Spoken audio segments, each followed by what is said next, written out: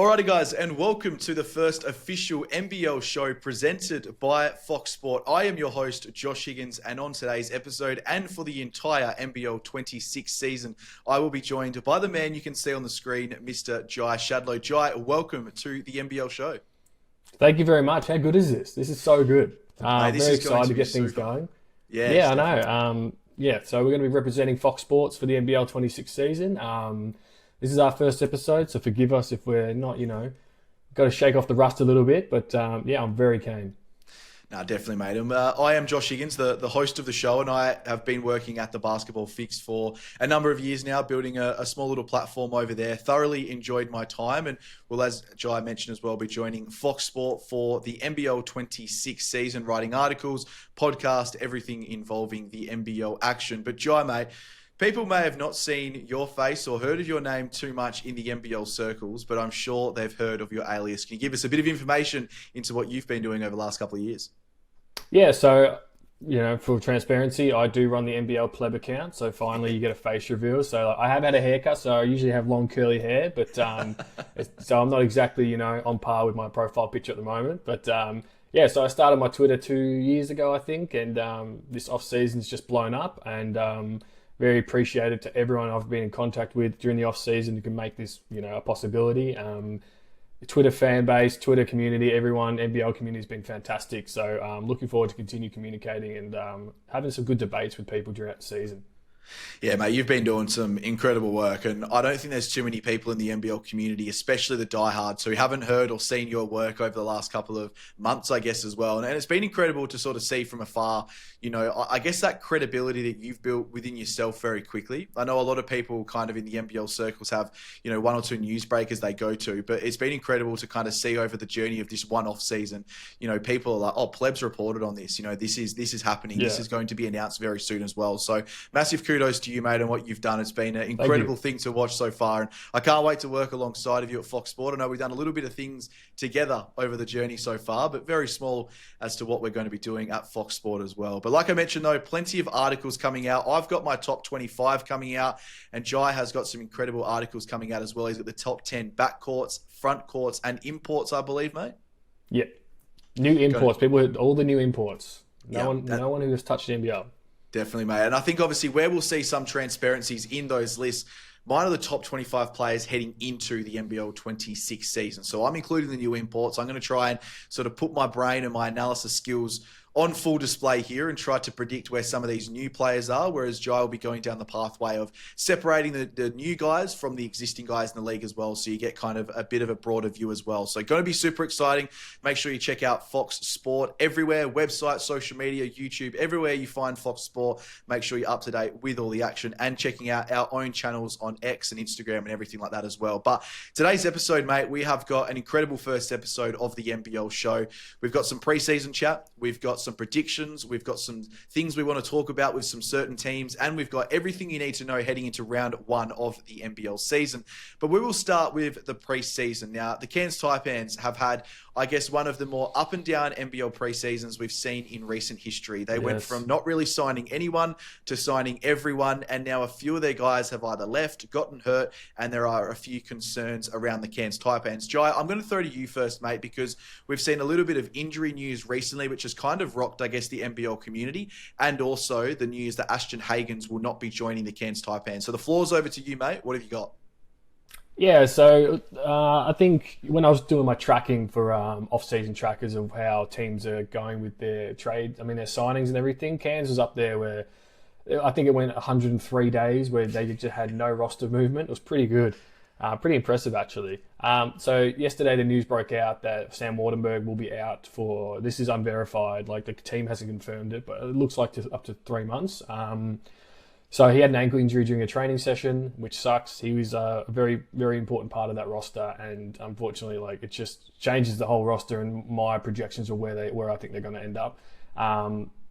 Silver lining is he will probably be back during the season, mid season in terms of the injury and that. So people were saying there were reports of him just walking around the moon boot yesterday at a fan meetup and everything. So it does suck. But this is the reality of the game, and I get it. I was a little bit concerned. I'm not saying I predicted the injury, but like he played a lot of minutes in Puerto Rico in the off season, and then it went deep into the playoffs, and I'm like, that's a lot of miles on his legs happening, and the NBL season hasn't even started. So yeah, it's not good. No, it's definitely not good. And yeah, those reports are correct. There was a couple of people at the fan media day who actually spoke to Sam as well, who I've sort of had a bit of a conversation, and he kind of said, yep, it's a snapped tendon in his ankle from all reports, and he'll be out for at least 3 months. So yeah, it's just devastating for where this team could potentially go, because, you know, at the start of the off-season, he was one of their first signings, the one of very few signings for the one season that he did sign. And I guess, you know, people were very excited about that. They kind of thought, okay, Sam is recommitting to the vision and the goals of the future of the Cairns Taipans as well. And to sort of see him go out so early is absolutely horrible for the Cairns Taipans. But what we will talk about right now, though, there was a major signing, I think, when we were looking at the Cairns Taipans, when they made all these big cluster of signings. That was Mr. Ashton Hagens. Now, a really high caliber player, can score, facilitate at a high level. He's played at some incredible clubs and leagues around the world as well. But there's been some visa complications and some minor other complications that have been going on, which will see him not suit up for the Cairns Taipans. But rest assured, Taipans fans, they've already found his replacement as well. So, Jai, what do you think of obviously Ashton not signing and obviously not playing for the Cairns Taipans in NBL 26 and his eventual replacement as well? Yeah, I think it's pretty crappy. Again, it just adds to the long list of Cairns off season where they just went from, you know, having one of the best off seasons in their franchise, and now they're just going to losing players like Waardenburg and Hagens. So from what I've been told and what I've learned is Hagens he had issues when he left the CBA in China with some scans, like they require lung scans and stuff with players. Don't ask why, I have no idea. I think people can take a guess though. And so apparently his agent just forgot to hand them in or something, and that prolonged the visa. And then it got to a point where Cairns had not heard from him for a while, and then they just like, cool, we're going to pull the plug because this looks like it's not going to happen. And so they did have Andrew Andrews as a backup. They were looking at him prior to Hagens and stuff, so he just like swooped in, and he's just a perfect player for them to just come in. He's a veteran of the league, in Europe, sorry, and yeah, I think he'll be a good player. Not the facilitator that they need, but in this modern day basketball, some teams don't require it. Everyone's going to have a bit of the ball handling job. So yeah. Yeah, it's a big loss though as well, and I see you've got some statistics here which I'm going to get you to run through in a second. Yeah. Comparing, I guess, Andrew Andrews, what a name though, first and foremost, two first names as your first names as well. But you got some statistics comparing Andrews to Parker Jackson Cartwright as well when they played in the same league. But for me though, it's just super disappointing. You know, the Cairns Taipan starting lineup was looking something like Hagens, Rain Smith, Admiral Schofield, Jack McVeigh, Sam Waardenburg. Now you go Andrew Andrews, Rain Smith, Admiral Schofield, Jack McVeigh, Marcus Lee now as the 5-man, which I actually don't mind. But then you're taking away, you know, some depth, obviously, with Marcus Lee coming off the bench and helping out there on the defensive end as well. They're not the deepest team. You know, I think we spoke yesterday and you made a really good point. Alex Higgins-Titcher is most likely going to be a guy who steps up and has an even bigger role than last season. So they've definitely got a few pieces around, but I still think they needed that facilitating point guard, you know, like Taron Armstrong last year, who could score and facilitate with the best of them. That's what Ashton Hagens was going to bring, but Andrew Andrews probably isn't going to be that player. But can you run us through some of these statistics, sort of comparing him to an NBL player who we've seen dominate the league for a number of years? Yeah, so just a quick background on Andrew Andrews. He's 32, he's 188 centimetres. He's not entirely that large in terms of height, but he's a journeyman. He's played in some of the biggest clubs in the world, especially in Europe. So he's just come from Lithuania in the LKL League, playing for Wolves. So he's been in Spain, Turkey, Greece, playing for teams like Panathinaikos, which is one of the biggest clubs in Europe. So he's a veteran. He knows how to ball. So he played in Lithuania during the season when Parker Jackson Cartwright was there for Ritas. And so it gives you a little bit of indication of like the comparison. So PJC only averaged 17 minutes a game and scored 8.6 points, 2 rebounds, 4 assists, whereas Andrews 24, so 7 minutes extra, mind you. He averaged 13 points, 2 rebounds, and 3.5 assists. So you can tell just from that he's more of a scoring guard and he's not much of a facilitator. His assist to turnover ratio is not great. I think it's in the 1.6 1.3 region, which is not ideal. But again, that's not his role. So I'm pretty confident in comparing him to PJC that he could, if the role's there and the field goal attempts are there and everything, he could average 15 points a game in this league. But don't expect anything above 4 or 5 assists. Like, that's just not what he's brought in for. Yeah, and I guess that's obviously the difference where Hagens was probably going to push the sort of 6, 7, 8 assists per game and maybe the 12 to 14 points. But yeah, I think Andrew's scoring ability is going to help the Cairns Taipans. I am excited to see him and Rain Smith. I know he's going to be a favourite of us this season as well. But I'm looking forward to seeing what those two guys can do as well in that guard combination. I think they'll work quite nicely off one another as well. But again, it is a signing for the Cairns Taipans. I'm happy that they've been proactive as well and just not waited, for a couple of weeks to sign somebody. They eventually released the news and then had someone already ready to sign as well. So for the Cairns Taipans fans, that is a positive, at least heading into NBL 26. And guys like Mawat Mag as well, looks like all reports as well, he's going to miss the opening round for the Cairns Taipans. Yeah. So just another guy who goes down as a crucial part of that depth for the Cairns Taipans. But we want to talk about the Illawarra Hawks now. Now, they've had a very interesting off-season for me personally. I'm not that sold on their lineup. I think Justin Tatum is an incredible coach and will do incredible things at the helm, but I'm just not set on the class that they've lost comparing to the class that they've brought in. So losing Trey Kell is massive for me. I think he alone made Tyler Harvey an even better player last season. So losing him is going to hurt, I think, the Illawarra Hawks. Darius Days was an incredible piece off the bench last season once that role was adjusted. And, he had some incredible games down the stretch for them. Lockie Aldrich was probably arguably their most important player throughout the NBL Championship Series. He goes over to the NBA. So they've lost 2 or 3 really important pieces to the puzzle, and they've had to really try to scrap a few guys in this season now. Their depth is still incredible. They could still run 9, 10-man rotations easy in the NBL. But speaking of their depth, you broke a bit of news earlier on this week that from things that you were hearing around the last roster spot for the Illawarra Hawks. So can you give us a bit of an insight into that news and that a signing has officially been made that one of these players will be joining the Illawarra Hawks this season? Yeah, so obviously news broke yesterday that former Illawarra and Sydney Kings player Bilali Bales will be joining them on a 2-year deal, which is so good.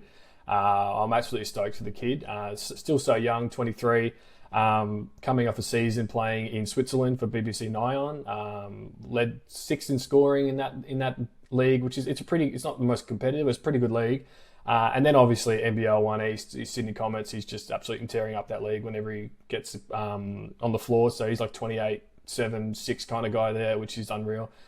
Great for his growth. I think he will do well under Tatum. I think he's got that Trez effect in terms of like some people are like, because he's very passionate. He speaks his mind, and he's entertaining to watch. But some people go like, some people find that obnoxious and stuff. But there's always, everyone's going to have an opinion. That's all right.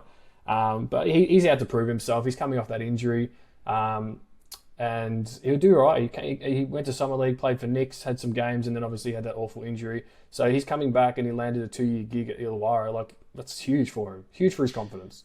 Yeah, it is. And I spoke to Bilali a few weeks ago, probably about a month ago now. I was sort of speaking about, is there any opportunities for the NBL and a return to the NBL? And he was kind of like, there's nothing really floating on the horizon right now. But if something did come up, I would definitely entertain it. His goal at that stage and what he looked like he was going to be doing was heading back over to Europe, and trying to secure a 2-way deal in the NBA as well, potentially. So, obviously none of them have come to fruition. The NBL has come calling, and that's an exciting thing, I think, for Bilali. I think he comes back now to a league in which he has so much now to prove. I think, like you mentioned, a lot of people are a little bit worrisome about, I think in Australia, about guys with big personalities, and I don't really get it. Like, I think you need to have these guys with these killer mentalities and the dog mentality who, are in your organizations because they're just competitive beasts. They really bring, the sort of training standards up and the way your locker room is held together. I think you need some of those guys. And I couldn't be more excited for Bilali to end up in Illawarra with Justin Tatum. He's an American guy who's dealt with big personalities. His son is a massive personality in the NBA as well. He's just got such a good head on him as a coach. And so does that whole organization as well. So for Bilali to end back there, super excited for him as well. Now, a former NBL player from last season as well, Jonah Antonio, was also in the mix for that role. And you've obviously said some news over the last couple of days. Apparently, it looks like he could be a guy who ends up as an injury replacement for the Illawarra Hawks. Yeah, so Jonah will. Yeah, I don't think he's accepted the contract yet, or that the Hawks and him and his camp haven't agreed to it yet. But he will probably be coming as an injury replacement player. So I think he's going to be playing early in the season. He'll get games until Froling's back. There's different issues with other stuff which probably shouldn't go into at the moment, but Yep.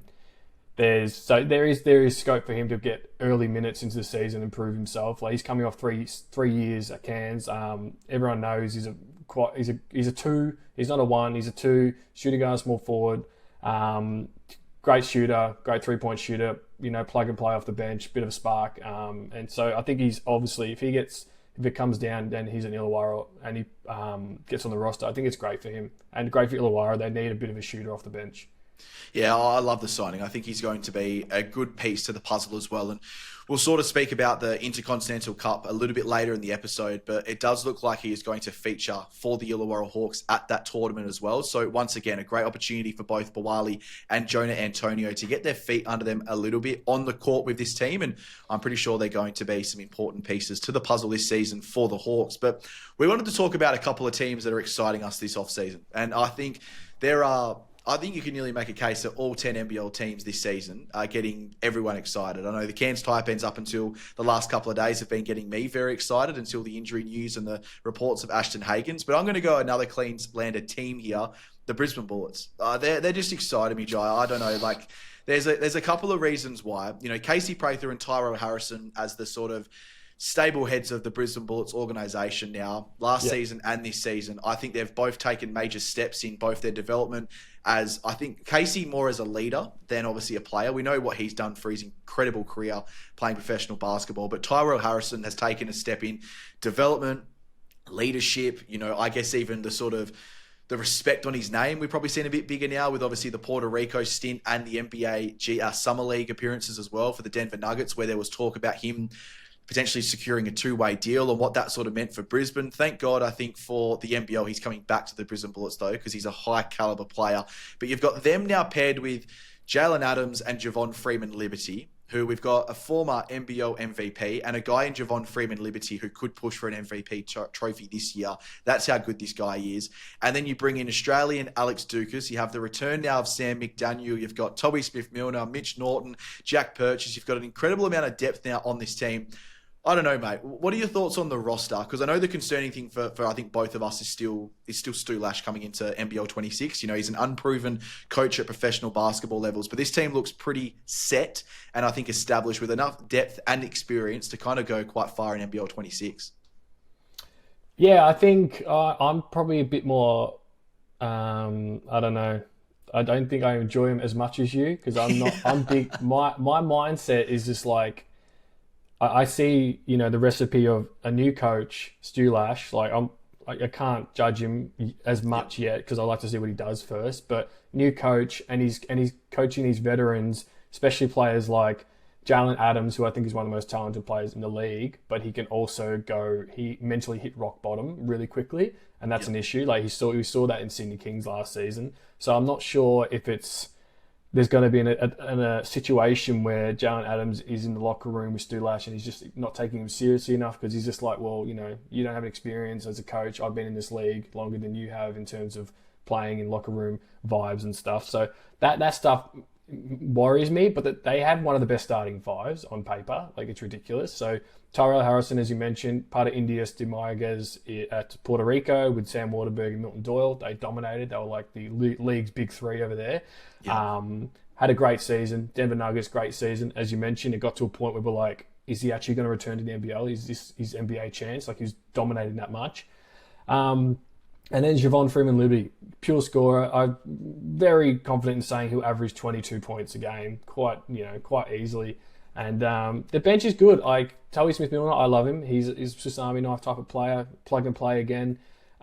Jack Purchase, I think, is a really underrated signing. So Melbourne Tigers, finalists over there, and great player. Stretch big, can shoot the lights out. And then you've got players like, you got DPs like Brad Key, Devers, Callum Dalton's a good, solid big man backup. Jacob Holt, do not know anything about this guy. I literally have not seen anything from him. But we'll see how he goes. Yeah, the good team. Mitch Norton is always, he's a journeyman, he's a veteran, he knows how to play the game. So on paper, the team looks good. It's more just, is it going to combust in terms of personalities? Like, I have no idea. Yeah, that's the big question. And I guess from a Stu Lash sort of point of view, there's a couple of ways he can go about this. He can kind of come in and try to establish the ego and establish this, I guess, mantra of like, this is my team and this is the way it goes. Or he can look to sort of, I guess, deflect and defer to the players at some stages as well, which I think is going to be crucial, especially for a first-time head coach. You've kind of got to get the players' trust, attention, and love, and then you can kind of deliver your message in a way where it goes in a good way, in a positive way as well. So for me, though, there's a number of ways and reasons why I want to see the Bullets do well. I think it's been 18 seasons since their last NBL championship and 6 straight seasons where they haven't made the playoffs. So, for me, these Bullets fans, I think, are well and truly starving and hungry for some sort of success. I think just making top 4 and establishing themselves in the finals is enough this season. And then maybe they look to build on that next season and try to make another step. But I don't know, this team's good enough with all things going their way to win an NBL championship, in my opinion. I definitely understand your sort of, I guess, conflicts and maybe reservations as to sort of putting that in that conversation right now, but they're definitely a well-rounded team. And a massive shout out as well to Lamar Patterson signing as an injury replacement import player for NBL 26. Massive hard work and congratulations to him as well. A guy who was an absolute stud when the NBL was starting to build, and he's still an incredible player as well. So massive shout out to him. But you've got a returning champion, I guess we could say, rising back up the ranks in NBL 26 that you're excited about. Yeah, so my team I'm most excited about this season, and I think they are a dark horse, is the Tasmanian Jack Jumpers. I think they've done a really remarkable job after losing, Jordan Crawford, who's over in Turkey now, with Asenla Erikspor, and then they've obviously lost Fabijan Krislovic, S-Mac's gone out of injury, Milton Doyle's gone, and it doesn't look like the same roster, like what we're used to, and but I had some concerns on how they're going to, replace these players and stuff. But now looking at them in the preseason and see how they're going, they actually look quite good. And bringing in marquee Josh Bannon, who I think is primed, albeit stays healthy, he's primed to have a really big season and good for his growth and career. Bringing back players like Drimic, who's very good. Love how Will Magnay didn't go to Memphis. Sucks for him, I know. It's sad to not see him get his NBA dream again, but it's great for us. It's great for the league. He will prime candidate for Defensive Player of the Year again. Another one, asterisk, can he stay healthy? And yeah, I just like this squad. I think a big player that's going under the radar is Nick Marshall. I really believe he is a 6-man candidate this season. He's following the script of Jack McVeigh coming from Adelaide. Didn't get enough time in Adelaide, so will he? With the opportunity and minutes, is he going to produce numbers that I think he's capable of? He was a 20-7 player for Wellington Saints in New Zealand this off season, and he's a champion. Shout out to the Wellington Saints. Yeah, I just really like him. The imports, Tiger Campbell, who I know you're big on. He's a really, really interesting player. He's really good. I reckon. He could be up top 3 for assists per game this season. And then you've got Bryce Hamilton, who's an all-round scorer. This guy was going up against Mason Jones in the G League, which is unreal. And then you've got David Johnson, who I think will probably be a top 10 for 3 points made this season. So it's a good team. It's just no star-studded flashy players, but they're just good. I like them. Yeah, I couldn't agree more with you. I think they've got a very good identity that they've built. And, that's one thing that you sort of spoke about as well. And that mantra of defend the island is obviously such a critical thing for the Tasmania Jack Jumpers, and the Scott Roth-led leadership crew is there as well. But, yeah, I think obviously finding Tiger Campbell, it was obviously a poor situation why it happened. Obviously, Sean McDonald went out with the ACL, and we won't see him for the entire NBL 26 season. And I think that kind of has changed the way the Tasmania Jack Jumpers are looking to sort of build this organisation heading into NBL 26, because I don't know if the thought was sort of holding that import spot up their sleeve in case one of these big guys went down, talking about Josh Bannon or Will Magnay, and having to bring in a big guy. or, what that sort of situation was like, with that sort of last spot. But again, they've been forced to use their hand now. Tiger Campbell comes into the squad. I love this guy. You spoke about it. I'm very hot on him. I think he's going to be a very underrated player in NBL 26. His assist to turnover ratio in the Blitz, 8 assists per game for only 1.5 turnovers per game. Incredible. Oof. He knows how to lead the team, facilitate. He knows how to set them. Good. Yeah, it's incredible. So I don't know. I just can't wait to see this team come back into NBL 26, I think, with a refreshed look. I spoke to Darren Smith, their COO, a couple of months ago, heading into the off-season. It was all about youth, athleticism, scoring, and fast basketball. I think they've ticked every single box heading into NBL 26. So, Tassie fans, get excited. This team could be the team that you see win another NBL championship within their 5th or 6th season. It's just incredible for a professional organisation to come into a league as hot as the NBL is and walk away with the championship in their first couple of years. Massive shout outs to them. Now, a couple of these predictions, mate. This is probably the hardest thing to do at the start of the season, especially with new names, new imports, and arguably the greatest NBL season we are going to ever see. But we're going to kick it off with our MVP prediction. Now, I'm going to start it off here, mate. Bryce Cotton is who I'm running with for my NBL MVP prediction. I just don't think you can go past the benchmark and the barometer for everything NBL basketball. This guy is a 5-time NBL MVP winner, and he's a guy who's now chasing ghosts and legacies in the NBL. He's done it all now. He's won multiple NBL championships. I think for him, that's the major goal. It's not these MVP trophies. It's winning another NBL championship, which is the major reason as to why he has left the Perth Wildcats to go to the Adelaide 36ers. But I'm just super excited to see what he can do. I'd love to get your thoughts on this as well. We've spoken a little bit off air about the Adelaide 36ers from time to time as well. But I think we're going to see, it sounds so dumb to say, but I think we're going to see a more complete Bryce Cotton this season. I still think he's going to average, relatively higher to mid-20s in terms of points per game. But I think that assist number will come up. I just think his steals will come up. He's always been a really good on-ball defender.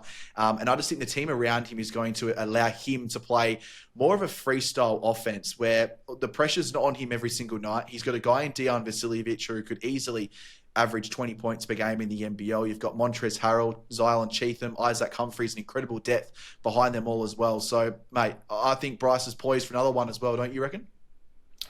Yeah, I'm going to be super unoriginal here and join the bandwagon and say it's going to be Bryce Cotton. So it's ironic because it's going to break I think it will break a mold here. So the last 8 MVPs have either been a Perth or a Sydney player. So that's crazy. That's literally the only 2 teams that have won MVPs. The last one and this is like where it's fitting. The last player to win an MVP that wasn't a Perth or a Sydney player was Jerome Randall for Adelaide in NBL 17. And Bryce Cotton, who's won all those Perth MVPs, is going to break that, trend, and he's going to win the MVP for Adelaide. So, so it's got. Yeah, I think that if Adelaide can finish top 3, because I've got like a 10 list. I've got a list of 10 players the last MVP.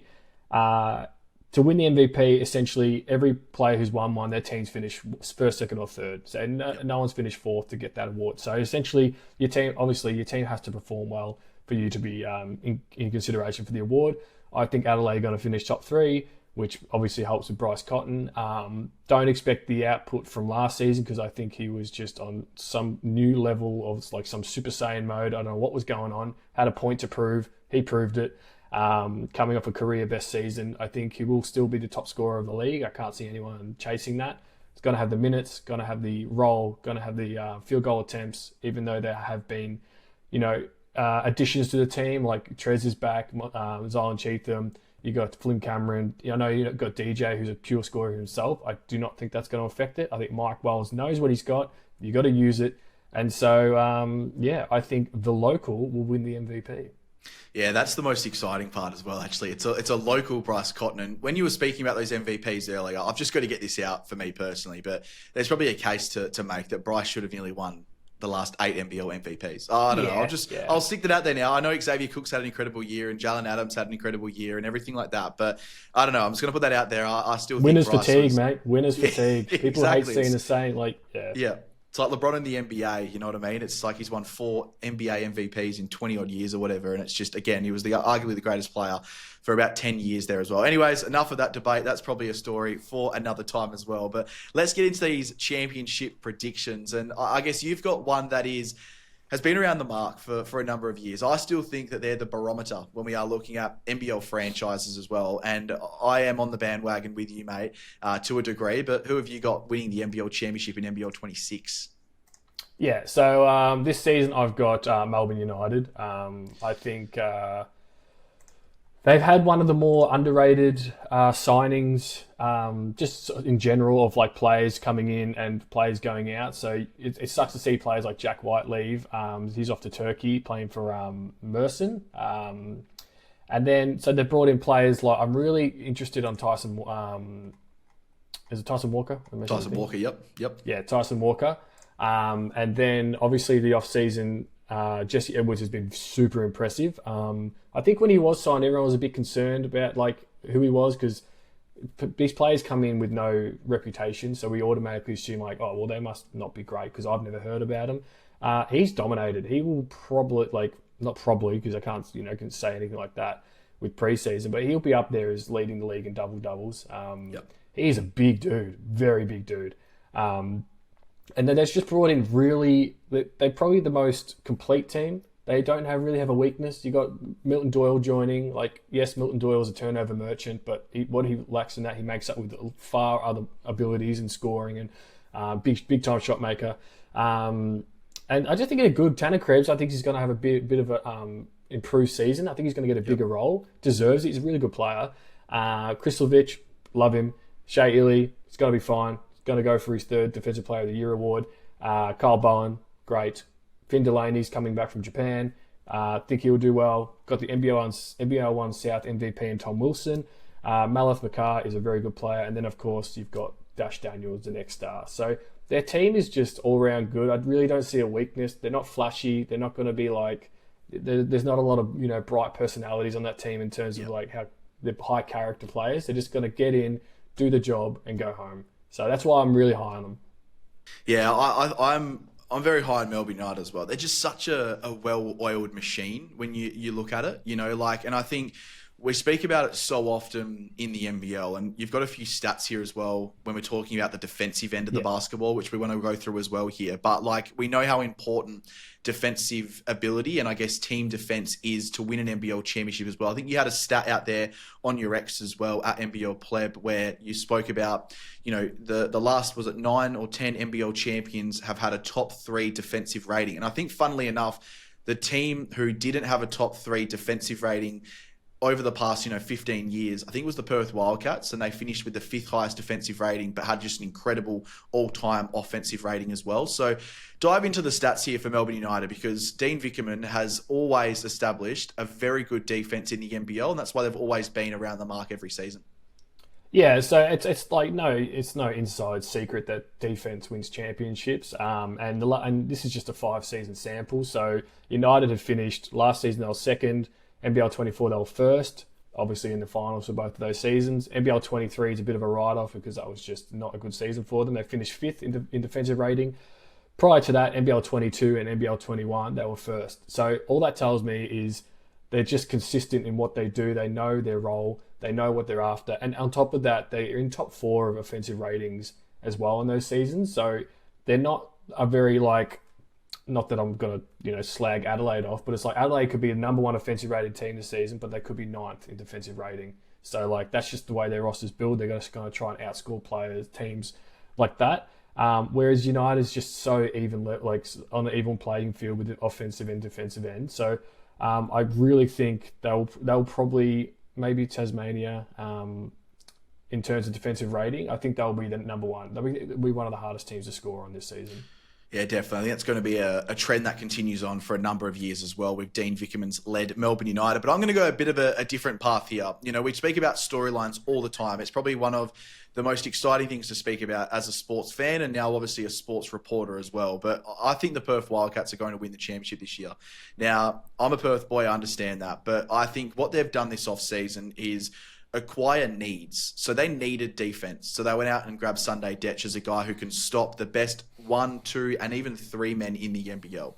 We've seen that for a number of years. They needed a big man who can score and defend at a high level. They go out and get Joe Lawala-Chul. They needed to re-sign Christian Doolittle. They now lock him into a 3-year deal. They got back Dylan Windler as well, who I think is in for a massive rise in NBL 26. They brought back Ben Henschel. What they have done is built a really, really solid team. Now, in recent days, they've obviously signed Mason Jones as well, who looks set to be, I think, a very, very good player in the NBL. I saw, obviously, a couple of comments last night after his incredible preseason debut, 22 points, 6 or 7 from deep, 5 or 6 rebounds, 4 or 5 assists, just looked really, really solid as well, and can score from anywhere. So he's going to be an incredible piece of the puzzle as well. And I think one thing that people have sort of slept on a little bit is Perth's depth. Now, if we see the progression that we could see from some of these guys, Perth are going to be very hard to stop. Ben Henschel will most likely be their 6th man. You got Elijah Pepper coming off of an NBL 1 West season in which he averaged, mid-30s per game. Then you've got David Aquera, who I think is in for a rise this season. Lap Mayen, I think, will be more comfortable this year and probably have a bit more of an established role. You've got Jesse Wagstaff still coming off the bench, and you've got Noah, the next star as well, who's going to be an important piece of the puzzle. So I know there's concerns about John really... So what's his surname? Can you pronounce his surname? Oh, mate, I just can't do it. I think it's Heguenu, something like that. It's French though, right? It's got to sound sexy. I can't do it, all right? I'm a Australian sort of bogan from WA over here, mate. So no way that's coming out. But I'll adjust that next episode. We'll definitely get the pronunciations put there as well. But I just love their team. And I know the criticisms have been the defensive end for the Perth Wildcats over the last couple of seasons. They were the 5th defensive rating worst team in the NBL, and they also allowed the most points per game for their opponents last season as well. So 96.9 points per game they allowed. So we know what the goal was last season. It was all about outscoring teams in NBL 25. And this season now with Bryce Cotton departing, I think it's a very all-around balanced team for the Perth Wildcats in NBL 26. So for me, that's my championship prediction for NBL 26. You got some thoughts on the Wildcats, Joe? I hated them at the start of the season during the off season. I think everyone knows that, judging from my Twitter. I really disliked what they were doing during the off season. But obviously, I'm a big believer in the journey's always more exciting and there's more drama happening than the destination. And at the end of the day, Perth got it done. Doesn't mean their off season wasn't anxiety inducing, because it was. Yep. There was a lot of fans being upset. They make up for it. They bring in Mason Jones. I'm not going to look too much into yesterday's game because I'll give you an example of why. Last season, I got so excited when Joe Wieskamp scored 24 points and hit 6 threes in the Blitz game. I'm like, this guy's the next big thing. And then we won't go into how his season went. Good, he had a really good second half of the season, but it just goes to show, I don't want to get hyped over preseason games against teams that they're never going to play again for the rest of the season. And but he did look really good, and his G League stats back it up. Yeah, are we talking about Joe Wieskamp though, and then are we putting him in the same breath though as a NBA G League Finals MVP guy? I don't know if we can put him in the same caliber, but I know what you're saying. Well, when you say it like that, it makes me sound really stupid, doesn't it? So I'm just the example is don't just get excited because he hits a couple of threes against a team that's playing their bench, and it's just He's going to be a good player, very good player. And like you mentioned, Sunday Dech, he's coming off an NBL 1 South Defensive Player of the Year for Knox Raiders, so he's doing what he does best. Elijah Pepper, Warwick Senator, should have won the MVP, led the league in assists and points, ridiculous. And then Ben Henschel, you mentioned, I'm big on him coming off the bench. I don't think anyone should take an insult to the fact that I'm wanting him to be 6th man. I think he's better to come off the bench. I mentioned to you earlier, it's like there's that quote I forgot who says it, so forgive me, but it's not who starts, it's who finishes, and that's really important. Yep. And I think John really knows that. Coaches know that in the league. So if Ben Henschel sees himself finishing games, he's got full confidence from John really, and he's going to be a solid 12 to 14 points per game player. And if he does that off the bench, that's massive. Yeah, definitely. I think it's going to be an important piece and a must-watch as well heading into NBL 26. Now, round 1 is just around the corner. We are currently recording this on Monday, and I'm pretty sure this episode will be going up on Monday afternoon as well. But as of right now, we have 3 days until round 1 begins, with the Tasmania Jack Jumpers taking on Melbourne United. Now, there's going to be incredible storylines this season. We've seen, obviously, Bryce moves to the Adelaide 36ers. We've seen the Montrezl Harrell and Kendrick Davis circus going on. Like the hatred those two guys seem to have for one another. That is going to be an incredible storyline to follow. Jack McVeigh returns to the league, not for the Jack Jumpers, for the Cairns Taipans. There are just storylines galore, and we are treated to one of those storylines in round number 1 in the first game, with two rival clubs taking on each other. And the big story, though, is that Milton Doyle will not be lining up for the Tasmania Jack Jumpers. He'll be lining up against the Tasmania Jack Jumpers with Krislovich as well. It's super weird because we've seen him obviously become this Stableford, I guess, and staple piece for the Tasmania Jack Jumpers for a number of seasons. So what's the reception going to be like, Jai? Because it has to be positive. I don't know. I know Tassie fans are most likely going to be, but you just never know with fans of any sport when emotions are riding high and you're seeing a guy who is on a team now that you only just beat in a championship series only 2 years ago. I think the Tassie fans will be respectful. When he comes out, they announce his name. I do not expect any boos. Same with Krislovich. I just think these are championship, these guys brought him their first championship. But once that whistle's blown and the tip-off begins, I think there's going to be a lot of, smart-ass comments from the stands and stuff. It's all part of fun of the game. But at the end when the game's finished, regardless they win or lose, once that whistle blows, the spell wears off, and then everyone's going to be high-fiving, trying to get photos with them because they're awesome. You're back at my state. Like, it's awesome stuff. It's just they've earned that right. They've moved on. Not every player stays in the same team for their career, unless you're Jesse Wagstaff. And so, I think they've earned that right to have fun, and then everyone's going to take the piss out of them a little bit. But at the end of the day, it's just a sport. It's just a game. You love these players, and they're humans. So I think they'll be right. No, definitely. I think they'll be fine as well. You've got a player v player matchup, though, in round number 1 that you're most excited about, and it's a couple of big men who'll be taking battle and going at RSC Arena together. Yeah, so I'm really excited to see Will Magnay take on JLA. So they will be obviously Tasmania versus Perth. I think it's at RSC Arena. Yep. I just had this vision in my head that JLA is going to put up a shot and Will Magnay is just going to block it out of the stadium, and that's going to really set the trend for this is my season. I'm setting the trend. This is my defensive player of the year. It's coming. Much how he did last season with he blocked Marcus Lee and just got in his face and it was really good. But they're going to have a really good matchup. So they're returning. So JLA returns from having a season off. So during NBL 24, they matched up 5 times. And although they both didn't put up big numbers, it's going to be interesting to see who's improved most and who's going to win that battle, essentially. So Magnay averaged only 8 points, 6 rebounds in just 20 minutes playing against JLA last in NBL 24, and JLA 22 minutes, 12 points, 7 rebounds with 1 block. They both average 1 block a game during that 5-game stretch in NBL 24. So I'm curious to see who's going to win that battle. I think it's a very important one that's really going to set the trend of the game. I just hope, or JLA, but I'm really hoping Magnay gets a massive swat and just blocks JLA. Just reminds him hey, welcome back to the league. Yep. Yeah, definitely. I think it's going to be a crucial matchup, like you mentioned, for the game as well. This is what the Perth Wildcats have required for a number of years. I know they kind of brought Keanu Pinder over to be the saviour big man, but he's just not a 5. He's more of a 4. I think he's more of that Xavier Cooks. When you bring him to the 5, they kind of lose that bit of spark and I guess oomph factor that they do when they're playing at the 4 with a proper big guy next to him. So bringing in JLA for the Perth Wildcats, it is a crucial piece of the puzzle for them. So whoever wins that matchup with Will Magnay and JLA, I think will win the game on Saturday night here at RSC Arena. It's going to be a packed house. There's going to be a lot of expectations on the season. We know obviously Mark Arena, the owner of the Perth Wildcats, has been very vocal on social media as well. And, the common messaging has been, let's just win this NBL championship and, leave everything in the past now as well. So looking forward to seeing what the club can do. But 3 teams we will not be seeing in round number 1 due to various reasons are the Adelaide 36ers, Sydney Kings and the Illawarra Hawks. Now, Jai, I'm going to throw to you first because the Sydney Kings and the Adelaide 36ers are facing off against a couple of the biggest giants in European basketball. Now, one reason why I'm throwing to you is I've got no idea how to pronounce these names. And the second reason as well is I want you to hype this up because this is a series and a couple of games in which I don't know why. If I was in Melbourne or Sydney, I would be buying tickets right now.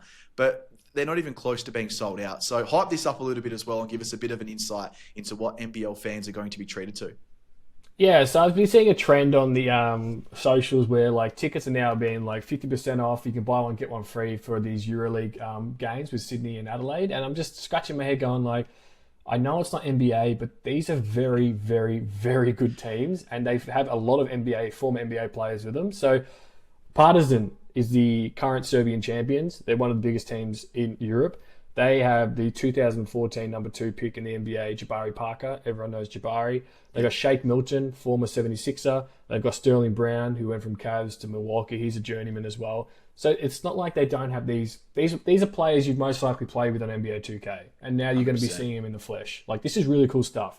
And then the Panathinaikos, which is probably one of the biggest clubs in Europe, who just own the Greek league. So they have players like Kendrick Nunn, who's the highest paid player in Europe, C.D. Osman, who's a Cavs legend, Juancho Hernagomez, Rashawn Holmes, who dominated with Sacramento Kings, and he's a journeyman as well, with 76ers as well, I believe.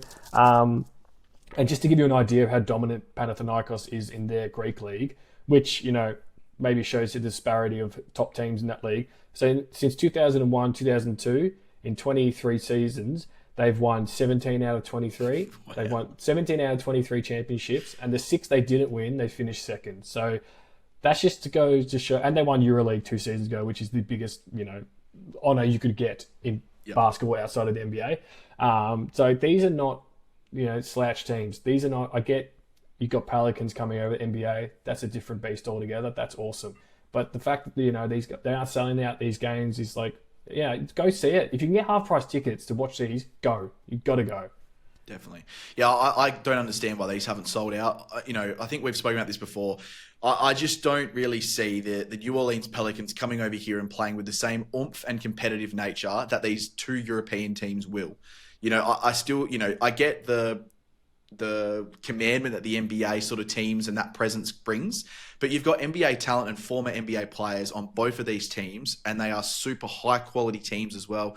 This has been hyped up as the sort of cup to sort of win and establish yourself as the second best league in the world outside of the NBA.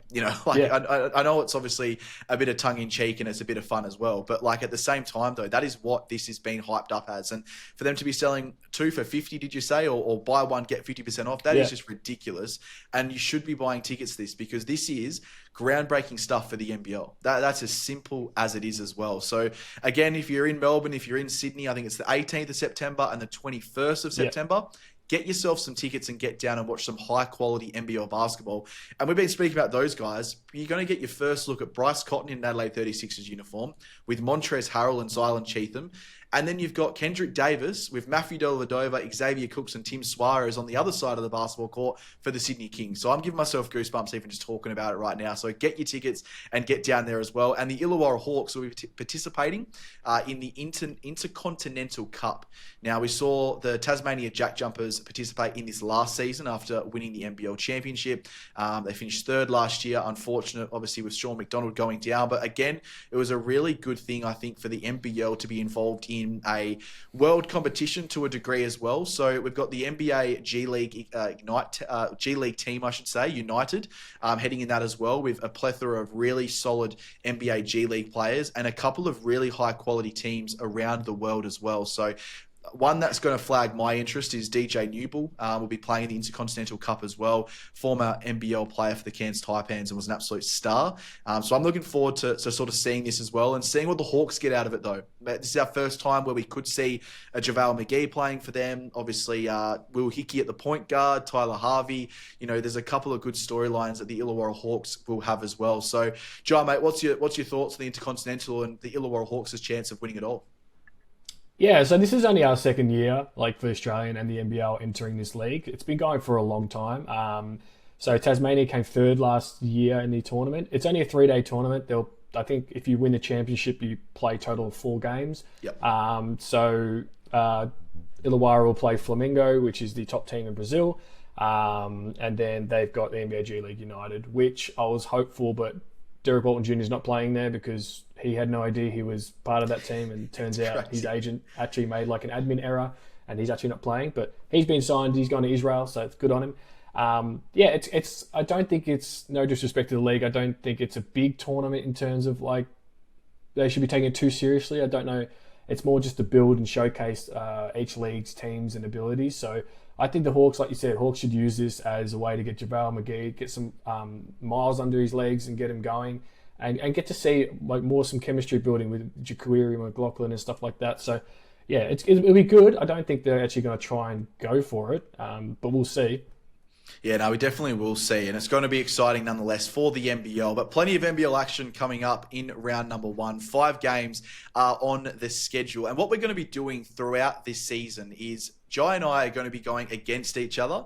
And then we're also going to be going against an NBL player as well. So we may have some players. We may even try to sneak some coaches on as well. Coaches sometimes love talking a bit of trash and having their predictions out there as well. And maybe a few owners here and there as well. But we've got a bit of a treat for everyone. So the first round, we have Rain Smith, Cairns Taipans shooting guard, very young Australian basketball player who is going to be an incredible player for the Australian program and the Cairns Taipans this season and going forward as well. So we're going to go through and quickly give our tips to round out the episode. Now, game number 1, as we mentioned, is Melbourne United taking on Tasmania. Jai, kick us off first, mate. What have you got?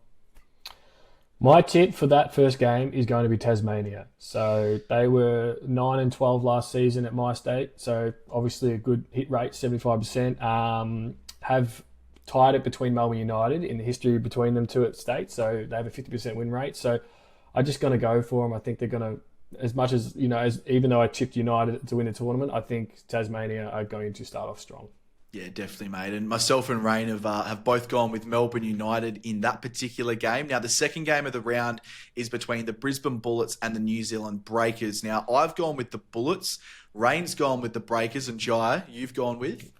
I followed Rain, and we're going Breakers. Yeah, that's going to be an interesting game. I think the Breakers have got a few injury concerns with Parker Jackson-Cartwright. Will he not play? Rob Baker was out with a bit of a back complaint. I think he'll play. And Isaiah Brockington, whereas the Bullets are coming in relatively unscathed as well. That's going to be an incredible game nonetheless. The third game on the calendar is the Cairns Taipans taking on Southeast Melbourne Phoenix. I think this is an easy one for Rain to pick. If he picked against his squad, this is going to be interesting. Will we see a player this season pick against their own team? That's going to be... No, surely not. But if they do, that'll be groundbreaking stuff. But Rain's obviously gone for the Cairns Taipans. Who have you selected this one, mate? Sam. I've gone for Phoenix just because of the... you mentioned earlier that Andrew Andrews won't be playing game 1 from what I've been told, and Malot Mag won't play, and now you've got Sam Waardenburg out. I think there's just too many injuries, less rotations, more minutes for the starters, but, that could be not good in the long for the down the stretch. And I think I secretly like Sam.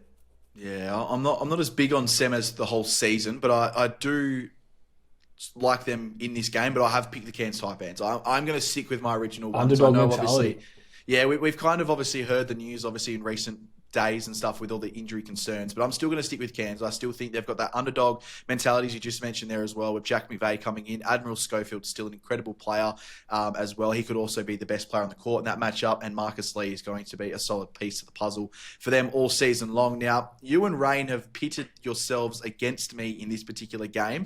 We've got the Perth Wildcats at RSC Arena taking on the Tasmania Jack Jumpers. We know the key to the game, according to yourself, is obviously that matchup between Will Magnay and Joe Lawala-Chill Jr. I've gone with the Perth Wildcats. You and Rain have gone with Tassie, mate. Are you confident on that selection? Not at all, because they're travelling to Perth as well. So, look, if Perth end up winning, I am giving green light to everyone on Twitter to blast me, especially all the Perth fans. Just go to town. I just want to give them a bit more time to get the chemistry going. Mason Jones hasn't been in Australia long. Just get them going. They'll be there at the end. But I think to start off, I think Tasmania is going to surprise a few people. Yeah, and obviously Rain being a Tasmanian as well. I'm surprised he didn't pick Tassie in the first game of the round as well against Melbourne United. Yeah. But again, he's gone obviously with the head over the heart in that one. And we round out the last game of the round with Melbourne United taking on the New Zealand Breakers. All three of us has gone for Melbourne United in that one. I think, again, I think Melbourne United will be too strong, but the Breakers won't roll over in that particular matchup as well. But being at John Cain, I do believe that game is at. That's obviously going to be a thing for Melbourne United to really build on heading into NBL 26, which I'm sure they're going to be eager to win a couple of games to start the season. But I wanted to say something quickly to wrap this up. I think the NBL is slowly starting to become the NFL in this one situation. getting early wins is super important. We see it in the NFL all the time. If you win 2 or 3 games, lose 2 or 3 games at the start of the season, you can basically put a line through yourself heading into the NFL playoffs. So I think if you go sort of 1-4, 1-5 in the NBL this season to start, I think you can nearly rule that team out coming towards the back end of the season. It's going to be super close. I think we're going to see, we saw some teams, I think the highest win total last season may have been 19. I do believe off the top of my head. I don't think we might see one team hit that. I reckon the rest of them are going to be between that sort of 16 and 12 win mark for the rest of the final spots. It's going to be that close. So I can't wait for this season. But that will be the end of the NBL show presented by Fox Sport with myself, Josh Higgins, and Jai Shadlow as well, mate. Jai, what a first great episode. And obviously, mate, I'm looking forward to the rest of the season. We've got so much stuff coming out. As we mentioned, you've got your top 10 backcourt, frontcourt, and import players. I've got my top 25 and a couple of feature articles coming out before the start of the season. But, mate, what are your thoughts? You super excited? Yeah, so I just want to say thanks to everyone if you've been listening to this far ahead. It's good for me personally to try and, finally reveal myself and, put a face to the name. And just thanks to everyone who's made it possible for both Josh and I to get to this point, especially Fox as well. You'll be seeing a lot more of us throughout the season. And if you have any ideas or anything you want to add to the comments of stuff you don't like, you do like, just let us know. We're more than happy to cater to the fans of the league. We want this to be a community-based show where people can send in questions and stuff and we'll answer them and everything. So yeah, more transparency, more information, more fan engagement, the better. No, definitely, mate. I think that's one thing that we obviously really want this season as well. So if you've got any comments, any thoughts, any concerns for any of the teams, players, or even us as well, stick them down in the comments and we'll jump to a couple of them in the next episode of the NBL show. But until next time, that has been the first episode of the NBL show presented by Fox Sport, and we can't wait to see you on the next one.